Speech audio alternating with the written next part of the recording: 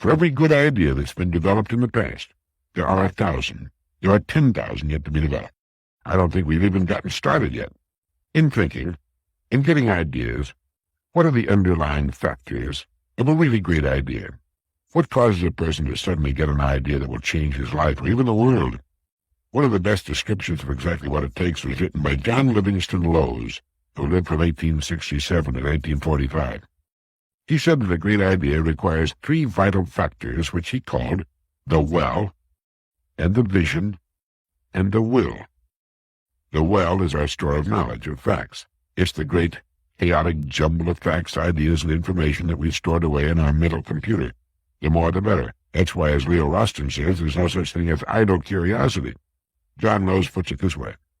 The notion that the creative imagination, especially in its highest exercise, has little or nothing to do with fact, is one of the pseudodoxia epidemica which die hard. He means, of course, that if you think great ideas can come from a shallow well, you're probably as wrong as you've ever been in your lifetime. The deeper and better stocked your well of information, the better. Next, the vision. You need some arresting stimulus, which often comes by accident, to give you the enlightened vision you need. He put it this way. In genius of the highest order, the sudden, incalculable, and puissant energy which pours up from the hidden depth is controlled by a will which serves a vision, the vision which sees in chaos the potentiality of form. Darwin had been accumulating masses of facts which pointed to a momentous conclusion, but they pointed to a maze of baffling inconsistencies. Then, all at once, the flash of vision came. He tells us in his autobiography, I can remember the very spot on the road whilst in my carriage, when to my joy the solution occurred to me. And then and only then does the will come into play. With the infinite toil of exposition, was slowly framed from the obdurate facts the great statement of the theory of evolution. For Milton, the leap of the imagination in a garden at Woolsthorpe on a day in 1665, from the fall of an apple to an architectonic conception, cosmic in its scope and grandeur, is one of the dramatic moments in the history of human thought. But in that pregnant moment there priced together the profound and daring observations and conjectures of a long period of years, and upon the instant of illumination followed other years of rigorous and protracted labor before the Principia appeared. With all great ideas, it was first the long collection of information for the deep well of the subconscious mind, the storage of information. Then, the vision, the great idea itself. Whether it was a sculpture, a book, a great piece of music, a painting, an idea in mechanics or architecture or business or anything. It can come in the middle of the night or while you're eating breakfast on an airplane or watering your lawn, anywhere. And then comes the will, the determination to do the work necessary, no matter how long it takes, to make the idea a thing of reality. The well, the vision, and the will. The 3 steps necessary for the completion of a great idea.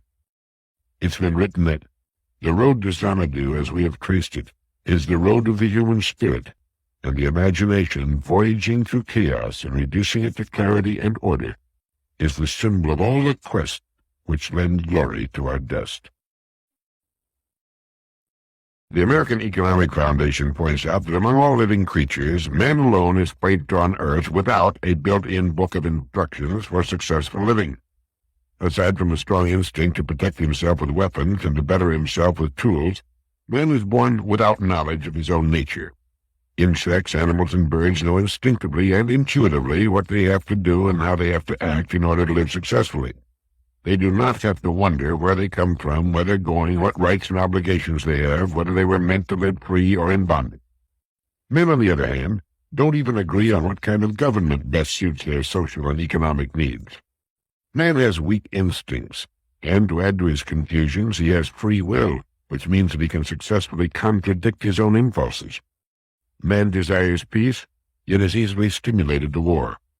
He treasures private possessions, yet justifies stealing. He is capable of both tenderness and brutality. In other words, from the beginning, our ancestors were the original crazy mixed-up kids, and it must be admitted modern man is still far from rational. His only clues to the rules that will assure an orderly, productive life lie in the history of human experience, the written record of the socio-economic experiments and ideas that succeeded, and of those that failed. The trouble with record-keeping, however, is twofold. First, man did not learn to write until about 5,000 years ago, and second, most of the writers of history have not always told the truth. In the written history of man, however, can be found a set of operating principles that has been proven many times over to fit the nature of man and to create a climate of progress. By studying these principles, man can gain knowledge of his own nature and learn how to act in ways that benefit rather than injury. And heading the list is man's most important need: freedom. There is no evidence in history that man can prosper without the exercise of freedom. The most obvious natural trait of economic man is that he does his best work, that is, makes the best use of his muscular and mental energy when he is free. He produces best when he is making his own plans and devising his own methods of carrying them out, with the knowledge that whatever the results may be, they are his results, and that whatever the fruit of his labor may be, they too are his. So it's clear, therefore, that the first requirement of prosperity is individual freedom of choice and action. But I'm not too sure that this story is being properly told to our young people in school, nor has it been properly told for decades. In June 1972, an article appeared in the Intellectual Digest titled, "Never Underestimate the Power of Children." It was written by Rudolf Dreikers, M.D., Professor Emeritus in Psychiatry, Chicago Medical School, and Director of the Alfred Adler Institute in Chicago, and by Bernice Bronya Grunwald and Floy C. Pepper, who is Coordinator of Instruction, Multnomah's County Intermediate Education District, Portland, Oregon. In the article, it's pointed out that although we assume that many children could achieve more than they do, in many instances we equate what the child is doing with what he can do. Educational progress depends on the ability of the teacher to perceive the untapped resources of the student and to develop techniques of using these resources to best advantage. In both regards, our present culture is remiss. We hardly acknowledge the tremendous potential of each child, and we lack in our educational institutions the ability to evoke their latent talent. Indeed, it often seems that we systematically prevent the development of children while trying too hard to foster it. They go on to write, "While we cannot base our estimate of the child's potential on any reliable proof, we find some agreement among people with vision that we're all operating at about 15% of our potential ability. If anything close to this estimate is correct, then we can attribute this general artificial restriction in our functions to the practice of impeding the development of our children. We have advocated for many years the proposition," they write, "that children could learn within the first 10 years everything that presently a college graduate knows." And at the end of the article they write, "The force behind every human action is its goal. To a certain extent, everybody knows what he wants and he acts accordingly. More frequently, he is not aware of his goal. The consequences of his actions, however, reveal his intentions, whether he is aware of them or not. The individual has the power to move in any self-determined direction. All his actions, qualities, and characteristics, as well as his emotions, can be understood by his effort to find a place for himself in society. A child's actions may be based on faulty assumptions about life and about himself. Although his behavior may appear to be inappropriate, it reflects his conviction that this is the only possible way for him to be significant. He cannot perceive reality as it is, only as he interprets it. How the child looks at life, at others, and at himself, and what he decides to do about it, depends on his private logic. Asking a child why he does something wrong is useless. He doesn't know. The trained educator has to help him to understand himself, his goals, his private logic." Well, it was an excellent article in what I consider to be a consistently excellent magazine, and I recommend it to you. Let's take another look at that line that goes, "The individual has the power to move in any self-determined direction. All his actions, qualities, and characteristics, as well as his emotion, can be understood by his effort to find a place for himself in society. A child's actions may be based on faulty assumptions about life and about himself." Amen. The way most children are raised in the home and in the school is to give them a completely cockeyed picture of what life in a free society can be like. They're taught to play it safe, to avoid risks of any sort, to fit in, to conform, to be one of the group, one more sheep in the herd. They're taught to tiptoe through life instead of dance and run through it. And their store of information regarding basic economics and why our system offers unlimited opportunities for growth and fulfillment for the individual is minuscule, or more usually, absent. One of my favorite thinkers and writers, Leo Rustin, wrote a piece for a World magazine titled The Power of Positive Nonsense, in which he debunked some popularly held opinions. Popularly held opinions are almost always wrong. He begins by quoting the American humorist Frank Hubbard, who once commented, "'Tain't what a man don't know that hurts him, it's what he knows that just ain't so." And he says, "I know of no sounder, truer precept. I never cease being dumbfounded by the unbelievable things people believe. The cockamamie cant they convert into credos, the trumpery they never question, the twiddle, twaddle, and 14-karat drivel they incorporate into that body of unknowledge, the veracity of which everyone, in quotes, accepts. I sometimes think," he writes, "that nothing on our dizzy globe is more widely spread, more deeply rooted, more revered or fiercely defended than baloney." And as one of several examples, he cites the hallowed phrase, idle curiosity. "I get an acute attack of the glums," he writes, "when I consider how many upright, unthinking citizens use that oxymoron day in and day out without the slightest awareness of its idiocy. If you think about it for as long as 6 seconds, you surely must realize that the one thing curiosity cannot, ever be, is idle." And then going back to the article on children by Dr. Dreikers, "The greatest obstacle to growth and development, to learning and to improved function, or even to continued function on the level already reached, is discouragement, doubt in one's own ability. Our present methods of raising children confront them with a series of discouraging experiences. One either does for them what they can do for themselves, protecting and spoiling them, or one scolds and punishes. In either case, the child is deprived of the experience of his own strength." So if you think for a moment that our kids are not presented with the real facts as to their potential for growth in a free economy, and combine the fact that they are repressed into conformity with minimal standards of achievement, and consider that they see their parents and neighbors living largely parasitical lives, doing no more than they have to in order to squeak by, and that they often live in a home environment of intellectual and creative poverty, and you begin to understand why they carry from 85 to 95% of their true potential for achievement, joy, satisfaction, and fulfillment to the grave with them, unused and undreamed of. The idea is seldom, how much can I do, how far can I go? It is instead, how safe can I play it? How can I get by with a piercing grade? How can I keep out of trouble? And the odds are about 95 to 5, give or take a few percentage points either way, that you and I were raised in that kind of an atmosphere, one of passive submission. The way millions live in our society, you might as well be living under a communist or socialist form of government, with all decisions being made for them by a small group at the top. Except for going to the polls on election day, they're really not free at all. They tread a narrow path and live in a state of uneasy anxiety. They're taught to live that way, and they never get over it. I read one time about the headmaster of an English lower grade school who always made it a point to visit a new class and ask the children the same question. He would say, "It's very important that every one of you knows the correct answer to this question. Why are you in school?" One by one, he would ask the children to answer the question, and they would try their best, but never come up with the right answer. After they had all stammered out their wrong answers, he would say, "None of you answered the question correctly. Here is the correct answer. You are in school to learn to think.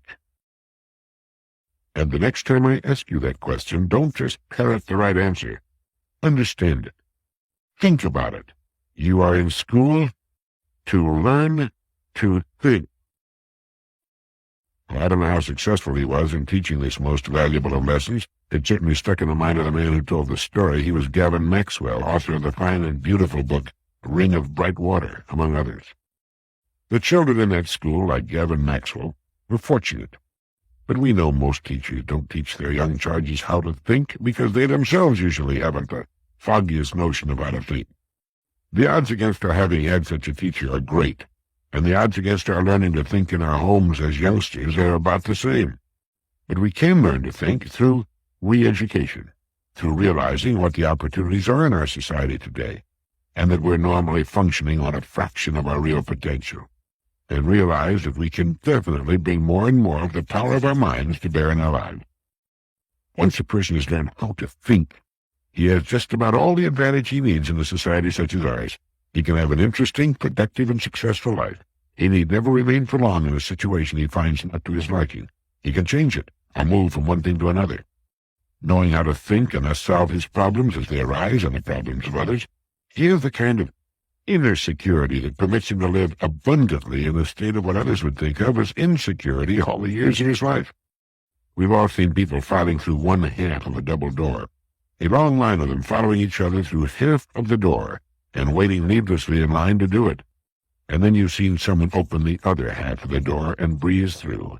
Immediately, people will plunge in behind him, but it took him to think, to ask himself, I wonder why we're all going through half of that door like a bunch of stupid sheep. It was designed to handle twice the traffic, so he opens it and he goes through life like that, opening obvious doors, at least obvious to him, while others follow his lead. He'll do that in whatever field he chooses, simply because somewhere along the line, he learned to think. Perhaps it was a wise teacher like our English headmaster. It may have been his mother or father. But somewhere along the line he learned of the almost limitless power of his mind. He learned to be curious. He learned about the gold mine between his ears, and he formed the habit of using it. Successful people are not people without problems, as a wise educator once put it. Problems are much the same for all of us. Successful people are simply people who've learned to solve their problems. They've learned to think. We mentioned at the beginning that the first requirement of prosperity is individual freedom of choice and action. Several years ago, Frederick R. Cappell, chairman of the board of the American Telephone and Telegraph Company, told about a study the Bell system made of the relationship between profits and performance in American industry. They started with two questions. Does profit do anything? Is it only a result, or does it also cause things to happen and affect our economy? Their conclusion was that good profit, good business performance, and healthy economic progress all go together. But the men who made this study went further. Good profit, they suggested, does much more than parallel good performance. It's one of the essential factors in bringing good performance about. The other essentials in the end were good management and a good product. In other words, good profit is by no means merely a result. It is also causative, dynamic, and energizing. Of the businesses analyzed, those that earned well had better growth records, with all that connotes of value delivered to consumers, than those that earned poorly. The more profitable companies put more investment, including more retained earnings, into new and improved equipment. They did more research and more innovating. They offered better job opportunities, and they contributed more to community well-being. Thus, the study group suggested that good profit should be regarded as a prime cause of economic and social progress. Profit, they felt, is not merely an end result of the business process, but a lively, functional element that does indeed cause things to happen. And this is the point that so many well-meaning but off-base social reformers miss. They keep seeing profit in the average working person as somehow separate and unaligned. They fail to see how profit earned by a commercial organization can do any good at all for society as a whole. But that's exactly what it does best. Profits are not drained off and put in vaults or buried in bomb-proof caves. Profits go to work. They're invested right back into the economy in the form of new and better tools, expanded industry and products and services. Profits go into the pockets of all the people. The best-paid human beings on Earth, with the highest standards of living on Earth, will always be found in the zones of profit. The least profitable a company or a country or an entire part of the world, the more downtrodden will be its people in all areas of their lives. They will have less money, less food, poorer shelter, poorer schools, poorer medical attention, and so on. Profits to a business can be compared to a salary for a person. The more there is, the more gets pumped back into the economy, the more is spent. Cutting down on profits is like cutting down on a man's wages. It doesn't only hurt him and his family. It hurts the whole community. Everybody loses. Even taxes come out of profit. Profit is a prime cause of economic and social progress. It is not merely an end result of a well-managed business, but a lively, functional element that causes things to happen. And I believe that we're swinging around to a well-ordered, human-directed attitude toward business and profits never before known in the human community. In talking about ideas that we want to pass along to our kids, in school and more importantly in the home, of all the qualities that parents can instill in the children, which would you say is the most important? Sometime back, the editors of a business magazine conducted a survey on what qualities it takes to be successful. They didn't indicate what they meant by successful, but since the survey was by the editors of the business magazine, it was naturally assumed that what was meant was success in business. Well, interestingly enough, the same number one quality emerged for success in business that came up for success as a father or mother. And do you know what that single quality is? One word: integrity. There are millions today who will laugh at that, but the odds are good that neither they nor their youngsters are doing too well. Do you remember when General Dean was taken prisoner during the Korean War? The Chinese communists led him to believe that he was soon to be executed. It was a calculated part of a torture, and General Dean thought they were going to kill him. In what he thought was to be his last letter to his wife, he included instructions for his son, and he wrote, "Tell Bill, the word is integrity." Children who are taught the importance of integrity never seem to lose it. It becomes a part of their being, their way of doing things, and more than anything else, it will guarantee their success in life as persons. Integrity is what a man wants in his wife, and she in him. That's what we look for and hope for in a doctor or a dentist, the man who designs and builds our home, the man we work for, and the people who work under us. It's what we want more than anything else in a politician or an appointed official, in judge and police officers. Integrity is honesty, but much more than the superficial kind of honesty that keeps a person from stealing or cheating. Integrity is a set of mind and character that goes all the way through, like good solid construction. If a person is offered a large bribe, and for an instant weighs the strains of the bribe against the chance of discovery, he's not an integrous person. He's simply an expedient person, playing it safe, a basic crook. The integrous person cannot countenance a bribe. It goes against his grain. You might as well ask him to flap his arms and fly like a bird. There's no way he can do it, any more than General Dean could possibly do what the enemy wanted him to do under the threat of execution. It didn't enter his mind. And integrity, or the lack of it, is generally taught in the home, in little as well as big things. In business or in life, the number one quality is integrity. For most people, it would seem getting through life is a matter of managing a compromise between integrity and expediency. Integrity is all well and good, and everybody would like to have the word apply to him, but there are times it is usually thought one is perhaps best to wink at integrity and indulge in a little larceny, or remain silent when to speak one's mind might result in a loss of popularity or ostracism of some kind. As Ortega tells it, the human creature is born into the world in a natural state of disorientation. He is the only creature on earth who is not at home in his environment. He must, and he does, in a godlike fashion, create his own life, his own world. And that's an awesome thing to think about. The responsibility is onerous, frightening. To present a white knight-like facade of unblemished and unsullied integrity is not only difficult, to most people I'm sure, it's also a little ridiculous. The old battle cry of the mob is, "Everybody does it, why shouldn't I?" And that's exactly why the person of integrity doesn't do it. They will ask, "What are you trying to be, a Boy Scout?" What's wrong with being a Boy Scout? Why shouldn't we go straight in a time when such an attitude needs all the recruits it can get? Integrity in business is the surest way on earth to succeed. Sometimes it might seem that what you're doing is going to cut into profits, but it inevitably ends by increasing profits. I was talking to a well-known, highly respected Florida real estate man the other day, and this subject came up. He's been in the real estate business in Florida for more than 30 years and has long been a champion of going the extra mile, doing much more than he needs to in order to get by and earn a profit. He told me that the more he works for the good of the consumer, the customer, and of the community at large, the more money he makes. If he could get by putting 5 lots on a piece of property and digging the canal 5 feet deep, he puts 3 lots on it and digs the canal 12 feet deep. And if the code requires a landfill of 5 feet, he makes it 7 feet. By so doing, he's earned the admiration and respect of everyone in the community, has built a tremendous reputation for integrity, and has become a millionaire in the process.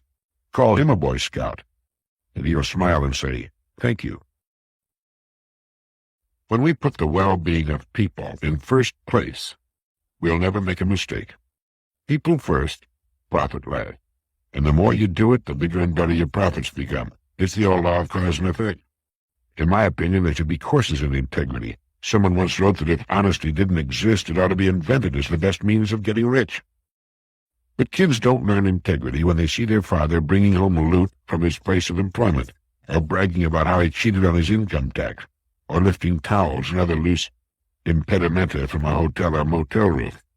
Yes, tell Bill the word is integrity. In a product, a service, or a human being, integrity is priceless and can only lead to success in the long run. We've all played golf with people who conveniently forget strokes. They fool no one, least of all the other club members, and they become objects of derision. And every week we read in the newspapers of men, quite often in high places, whose lack of basic integrity has landed them in trouble with the law, with the resulting damage to themselves and the members of their family. They were not taught the importance of integrity as youngsters, and failed to mature and learn the importance of it as adults. I came across a great line the other day. It was written by Emmanuel H. Demby, and it goes, "Self-confidence is like a psychological credit card." It's true. And to my mind, the best way to develop self-confidence is to know that you're operating on absolutely sound ground rules. And the majority, I'm afraid, does not do that, not because they wouldn't if they knew what the rules are, but because their education is faulty. To again quote Frank Hubbard and Leo Roston, "Ain't what a man don't know that hurts him. It's what he knows that just ain't so." An excellent book that I enjoyed tremendously and want to reread is The American Idea of Success by Richard M. Huber. Huber gives the best description of why Americans are so hipped on success without really knowing the definition of the word as it applies to our lives I've ever read. He points out that the most important element in the foundation of American civilization was not economic, political, or ethnic. It was religious. Nowhere is the importance of Puritan Protestantism more apparent than in explaining why Americans were ambitious to succeed. The Christian goal of the Middle Ages was to know and do the will of God. Although ambition was not entirely smothered, one was expected to do his duty in the station of life to which it pleased God to call him. The Christian goal of Puritan Protestant America was also to know and do the will of God, except that man's understanding of God's will had changed. The quest for grace became a quest for wealth. If, as Gunnar Myrdal perceived, Americans worshipped success, it was because Americans from early in their history worshipped a God that they were confident wanted them to be a success. The consequences of this conviction were immense. All societies pursue certain objectives that they define as saintly. Yet some societies, like America, ended up wealthy by pursuing what they believed was saintly. Piling up a fortune was a way of worshiping God and a visible proof of his favor. As Eric Fromm has pointed out, this ethic supported the feeling of security and tended to give life meaning and a religious sense of fulfillment. This combination of a stable world, stable possessions, and a stable ethic gave the members of the middle class a feeling of belonging, self-confidence, and pride. Puritan Protestantism ideologically supported productive personal qualities. It may also have psychologically helped to mold such qualities into its believers. How did Puritan Protestantism build in entrepreneurial traits of initiative, self-reliance, and risk-taking? Well, rather than a priestly intermediary standing between man and God within an authoritarian framework, which might have led to passive dependency, Protestantism stressed individual decision-making, with no intermediary between man and God. This process translated itself into individual decision-making in secular affairs. The burden of private judgment with respect to sin was carried over to an acceptance of the burden of private judgment in business, a confidence in oneself to make decisions, to innovate, to act. This foundation of religious values and their psychological consequences was strengthened by other causal forces that helped to explain why Americans were ambitious to be successful. Puritanism struck at laziness with the stick of guilt. Capitalistic values tempted ambition with the carrot of self-interest, and by the end of the 18th century, reaching for the carrot was not only for the good of the self, but for the good of all. Adam Smith pronounced the doctrine that the justification for the unregulated pursuit of one's own self-interest was the generally unintentional promotion of the public welfare. Puritanism and Adam Smith had bequeathed a good conscience to the businessman. Doctrines of economic and political individualism encouraged the ambitious to get on. What the rights of the voter were to political democracy, the achievement of the self-made man was to economic democracy. Individualism was encouraged by an optimistic belief that one could rise in a land of opportunity. You can't keep a good man down. In the American open class system, status was attained by achievement rather than by ascription. No titles or legal safeguards protected an individual from skidding into an inferior class position during his own lifetime. At the same time, he was not formally denied entrance into a superior status. Every generation in America has had its nose pressed against the window pane, dreaming above its station, and encouraged to do so by the values of the society. And one of the shaping influences for this competitive drive was the school system. Americans had faith in education as an escalator to lift their children to a higher economic and social position. Designed to arouse the competitive drive in children was a whole battery of marks, prizes, and degrees from the first grade through high school that measured how a student stacked up against his schoolmate. What instilled ambition in the child was a process of thinking in which achievement was measured by a recorded reward. After graduation, the reward was simply shifted to money. And the drive for money was occasioned by more than just the desire for money and what it can buy.